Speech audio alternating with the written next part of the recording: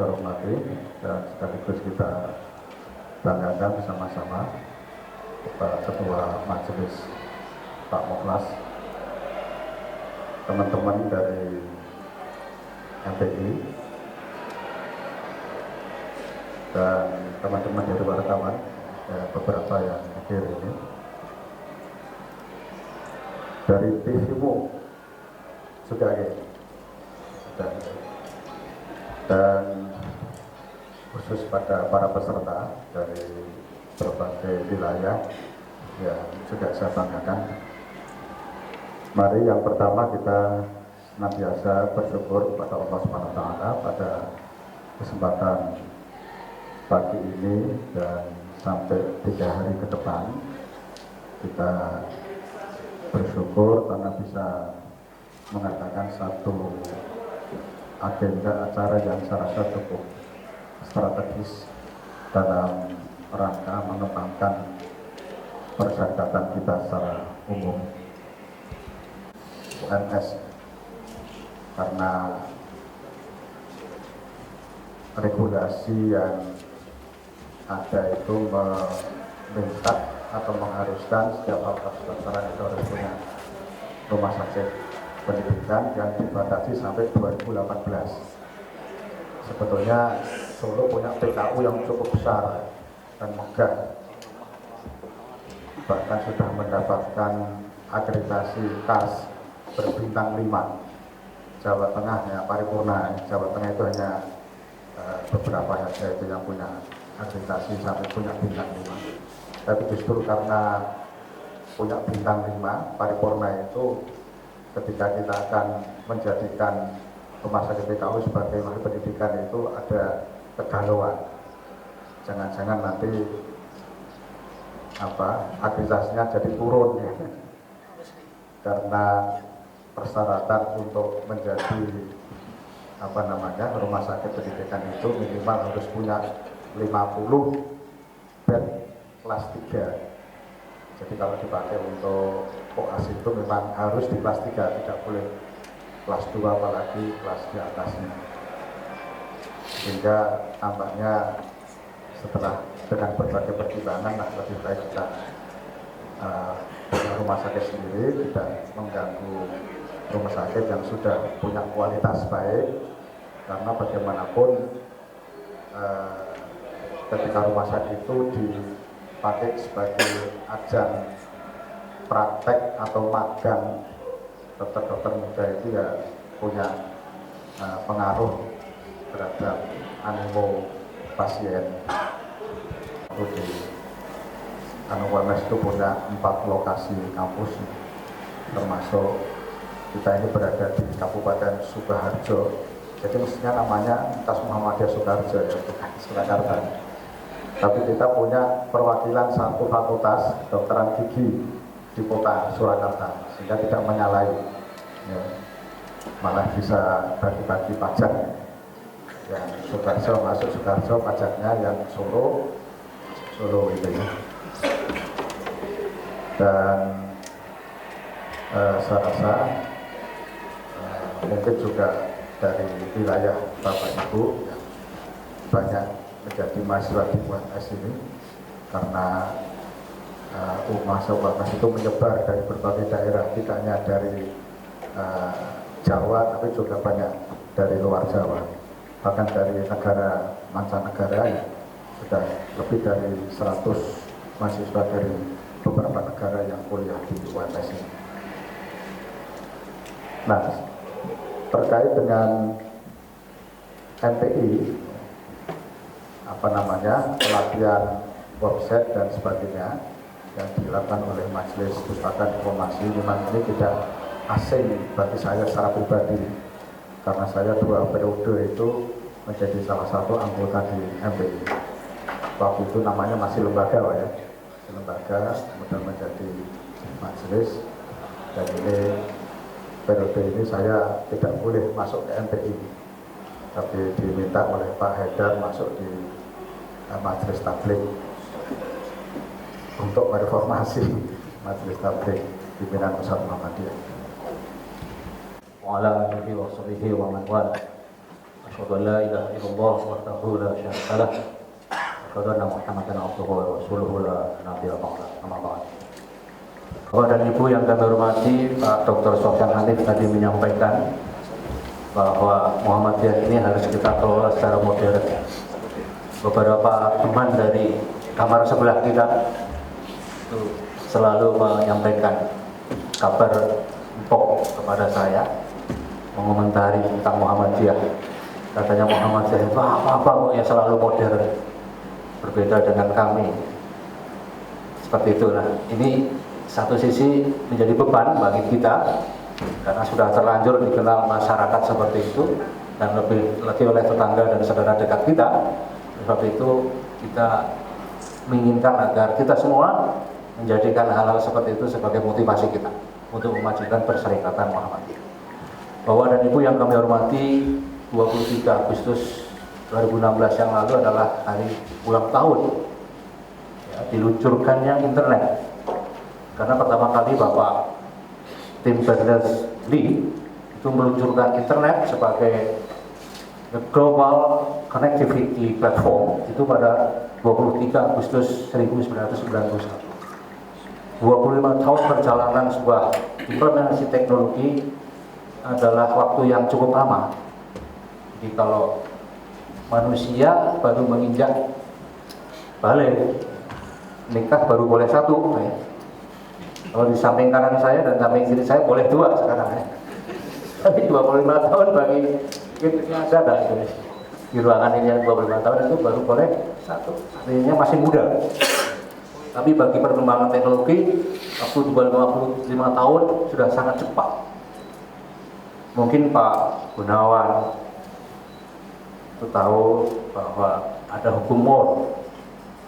Nah, saat itu mungkin 25 tahun yang lalu kecepatan prosesor itu akan naik 2 kalinya dalam waktu 18 bulan. Sekarang sudah tidak berlaku lagi karena setiap minggu prosesor sudah naik berlipat-lipat kali ya, clocknya. Ini menunjukkan bahwa waktu bagi perkembangan teknologi itu sangat dekat sekali ya. Bagi kita-kita yang mengajar di teknik elektro, teknik informatika itu harus selalu mengupdate setiap detik dengan googling gitu tadi ya. Bapak dan Ibu yang kami hormati, oleh sebab itu saya kira kita di Muhammadiyah ini di dalam rangka meningkatkan kinerja perserikatan berbasis pada teknologi modern ini, sekalipun sudah agak terlambat ya, implementasi teknologi untuk mendukung perserikatan ini, tetapi harus terus kita usahakan dan kita upayakan agar implementasi teknologi khususnya teknologi informasi di dalam mendukung perserikatan ini benar-benar lebih efektif ya, guna memajukan perserikatan kita. Itulah sebabnya MPI semenjak 10 tahun yang lalu, 2 periode yang lalu ya Pak ya, yang masih waktu itu masih MPI namanya ya, untuk yang kedua kalinya setelah dilikuidasi beberapa puluh tahun oleh pimpinan pusat Muhammadiyah, maka pada 2 periode yang lalu Majelis Pustaka yang kemudian disisipi atau ditambahi dengan informasi diinisiasi kembali ya, didirikan kembali, dan ini merupakan sebuah usaha perserikatan yang saya kira sangat strategis. Nah, salah satu programnya adalah kita ingin membangun ya, sistem berbasis kepada teknologi informasi ini untuk meningkatkan efektivitas kerja perserikatan. Nah, pada hari ini Bapak dan Ibu nanti akan kita coba ya, bersama-sama mengeksplorasi sistem yang sudah disiapkan oleh MPI untuk mendukung 3 kebutuhan mendesak perserikatan. Kebutuhan pertama adalah yang berkaitan dengan konten website muhammadiyah.or.id, di mana kami di MPI ini sudah menyiapkan lebih dari 560 subdomain yang kami peruntukkan untuk seluruh PDM di lingkungan perserikatan. Ini seluruh PDM dan bahkan beberapa majelis lembaga di tingkat pusat. Bahkan ada beberapa ranting yang sangat agresif ya, dan sangat progresif perkembangan implementasi teknologi yang kita berikan ya. Yang pertama adalah yang berhubungan dengan konten, Dan itu nanti kami akan memberikan sebut saja pelatihan lah, walaupun nanti Bapak dan Ibu sudah terbiasa sebagai blogger katakanlah begitu, tapi ikuti saja. Pokoknya apa yang disampaikan oleh teman-teman DMI diikuti saja, dengan harapan agar Bapak dan Ibu nantinya bisa mengelola konten yang ada di dalam subdomain masing-masing pimpinan daerah Muhammadiyah. Dan bahkan Pak Teguh Hadi Prayitno barangkali nanti bisa menyelenggarakan pelatihan yang sama di lingkungan MPI PWM Jawa Tengah dengan menghadirkan PDM di Jawa Tengah ini yang belum sempat mengikuti pelatihan di tingkat pimpinan pusat. Jadi sebut saja ini sebagai sebuah TOT. Jadi dengan pelatihan ini kita harapkan nanti konten di dalam subdomain, khususnya subdomain PDM itu bisa diisi dan bisa diaktifkan. Perlu Bapak Ibu ketahui, sampai Muktamar Muhammadiyah, menjelang Muktamar Muhammadiyah ke-47 di Makassar, kami mendata tidak lebih dari 30% subdomain yang diaktifkan itu baru dijenguk, ya, baru login begitu, kemudian baru mengisi judul, pengurus, PDM, yang belum ada ya, kota di mana? Saya sebut berangkat tersinggung. Oh sudah Pak, sudah aktif. Baru seperti itu sudah aktif ya, dihitung aktif. Terus sebab itu nanti dengan adanya pelatihan ini kita berharap di akhir periode kepengurusan kita sudah bisa mengaktifkan dan bahkan bisa mengisi konten ya, dengan progresif, dengan kemajuan yang bagus ya, untuk sebagian besar PDM kita. Sehingga kita bisa berharap, walaupun ini bukan tujuan utama kita bisa berharap Muhammadiyah menjadi organisasi atau NGO yang memiliki subdomain terbesar di dunia. Karena tidak ada sampai sekarang ini. Coba dilakukan browsing ya, mungkin saya masih belum sempat ya yang terakhir, tapi sejauh ini belum organisasi seperti Muhammadiyah ini yang bisa memiliki subdomain lebih dari 400. Nah yang kita sediakan 560, kalau kita hitung PDM, PBM, dan Ortum, hasilnya itu ada sekitar 500 lebih. Jadi kalau ini bisa terisi dan bisa aktif semuanya, maka kita bisa mendeklar bahwa kita adalah organisasi kemasyarakatan atau NGO terbesar di dunia yang memiliki subdomain paling banyak. Walaupun saya sudah konsultasi dengan Pak Dadang, katanya itu tidak apa-apa. Pak ini sombong nggak Pak? Tidak apa-apa. Jadi sudah direkomendasi PP Muhammadiyah, tidak usah khawatir. Karena hal-hal yang seperti ini kadang-kadang menjadi penting bagi kita ya. Karena untuk memotivasi umat kita. Jadi itu yang pertama. Jadi mohon nanti ini bisa diikuti dengan baik. Nanti semuanya akan diberi password. Papan sudah siap ya? Passwordnya. Karena server dari domain kita, subdomain kita ada di Universitas Muhammadiyah Malang. Dan nanti ya secara umum kita untuk pengelolaan IT ini merupakan kolaborasi dari UMS, UAD dan UMM. Nah, yang kedua, Bapak dan Ibu, kami memerlukan ya, pimpinan pusat Muhammadiyah ini memerlukan satu pembangunan database yang lebih mantap, karena selama ini kita belum memiliki database yang mantap. Kita memiliki banyak sekali resources ya, tapi kita tidak bisa menampilkan dengan baik, tidak bisa menyajikan data-data persyarikatan dengan baik. Kalau Bapak dan Ibu melihat di website kita, tanah persyarikatan Muhammadiyah itu dari 10 tahun yang lalu tidak berubah, 22 juta meter persegi. Padahal dalam 10 tahun terakhir UAD sudah membeli lebih dari 10 hektar, UMS sudah membeli lebih dari 20 hektar. Bayangkan resources kita yang tidak sempat terkomunikasi banyak sekali. Sehingga PP pernah menegur pada saya, pada kami di MPI, tolong saudara update data itu. Tidak punya dasar Pak.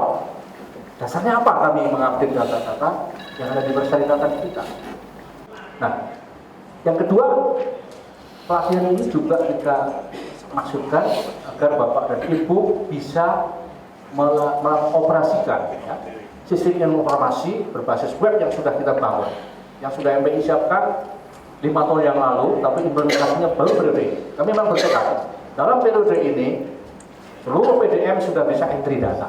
Jadi sistem basis data yang nanti akan dieksplorasi oleh Bapak Ibu adalah sistem basis data dengan menggunakan unit terkecilnya adalah pimpinan daerah Muhammadiyah. Ya, walaupun PWM juga diberi, Pak Teguh, di PWM juga ada. Ya. Pak Amir ada ya Pak ya? Di level PWM ada ya? Di level PWM ada, di level PDM ada. Jadi Bapak dan Ibu nanti bisa login, sekali login maka bisa masuk ke update subdomain web, konten web, tapi juga langsung bisa masuk ke sistem informasi persyarikatan, sistem database persyarikatan ya. Nah, kita harapkan nanti dari pelatihan ini bisa ditindaklanjuti di tingkat PDM dengan melakukan data entry. Tiap PDM diperkuat data entry-nya. Di sana kita sudah menyiapkan beberapa form secara online yang bisa diisi. Ya. Nanti dikoordinasikan lebih jauh lagi mungkin kalau PDM berarti dengan PCM. Bagaimana cara menghimpun data resources Muhammadiyah yang ada di setiap daerah. Dan yang ketiga, kami ingin menyampaikan bahwa sekarang ini kan telah berkembang apa yang kita sebut sebagai citizen journalism, jurnalistik masyarakat tanah begitu. Jadi setiap dari diri kita itu bisa ya, membuat satu jurnalistik, membuat satu postingan yang di dalamnya berisi berita apa saja tentang apa saja. Nah, oleh sebab itu agar nantinya di dalam kita melakukan blowing up ya, segala informasi yang terkait dengan persyarikatan ini tentunya harus menggunakan ya, cara-cara yang strategis, cara-cara yang efektif, dan cara-cara yang dibenarkan secara jurnalistik. Ya. Itu sebabnya nanti sesi pertama dari pelatihan ini itu akan memberikan wawasan tentang jurnalistik di media-media online. Perlu Bapak Ibu ketahui bahwa Persyarikatan Muhammadiyah officially secara resmi memang memiliki ya, satu media online website. Yang kedua, kita juga memanfaatkan semua media sosial yang ada, Facebook, YouTube, Twitter, bahkan Instagram dan media-media sosial yang lain. Sebab itu ini juga nanti perlu kita tata kembali ya, bagaimana kita bisa melakukan blowing up, bisa melakukan penyebarluasan berita tentang persyarikatan kita ini dengan secara strategis, efisien dan efektif sesuai dengan sasaran yang ingin kita tuju. Bapak Ibu yang kami hormati, saya kira pertemuan 2 hari kita tujuannya seperti itu dan kami berharap semoga di dalam mengikuti pelatihan ini bahwa dan itu senantiasa diberi kesehatan yang prima, dan untuk sementara kita lupakan istri-istri kita, anak-anak kita, dan konsentrasi dengan pelatihan. Insya Allah dalam 2 hari mendatang sudah bisa berkumpul kembali. Saya kira itu, dan sebelum saya akhiri saya ingin memberikan ucapan terima kasih atas nama pimpinan Pusat Muhammadiyah kepada Bapak Dr. Sofyan Hanif dan staf, serta pada Universitas Muhammadiyah Surakarta ini atas fasilitas yang diberikan kepada kami, Pak. Sudah berkali-kali setiap kami meminta disediakan fasilitas tidak pernah ditolak oleh WMS, dipenuhi. Setiap MPI meminta fasilitas selalu dipenuhi oleh WMS ya. Oleh sebab itu pada saat Pak Sofyan Hanif ini tidak diperkenankan di MPI, kami minta pokoknya ada orang WMS. Alasannya apa Pak? Biar ada yang menyediakan template. Itu menu kita siang ini Pak nanti ya. Sekali lagi Pak, kami ucapkan terima kasih dan mudah-mudahan apa yang sudah dilakukan oleh WMS ini menjadikan pintu turunnya berkah dari Allah Subhanahu Wa Taala, menjadikan UMS ini semakin maju dan jaya. Yang berikutnya sebelum saya akhiri, saya kira sangat baik ya, tawaran kerjasama antar majelis. Jadi Pak Amir, mohon ini bisa dicatat. Kan sudah ada anggota MPI yang dikerjakan di Majelis Tabligh ya, yang itu bisa memberikan nuansa MPI di sana, sehingga saya kira mempermudah komunikasi kita dengan majelis-majelis yang lain. Ini mohon nanti bisa dibantu Pak Sofyan Amir di Majelis Tabligh agar bisa menjalin kerjasama lintas majelis. Baik, saya kira itu yang perlu kami sampaikan. Ini mohon maaf sekiranya di dalam kami menyiapkan segala sesuatunya yang target dan pelajaran ini terdapat hal-hal yang kurang berkenan di hati Bapak dan Ibu. Bapak dan Ibu yang kami hormati, marilah kita buka bersama-sama pelatihan ini dengan mengucapkan basmalah. Bismillahirrahmanirrahim. Wassalamualaikum warahmatullahi wabarakatuh.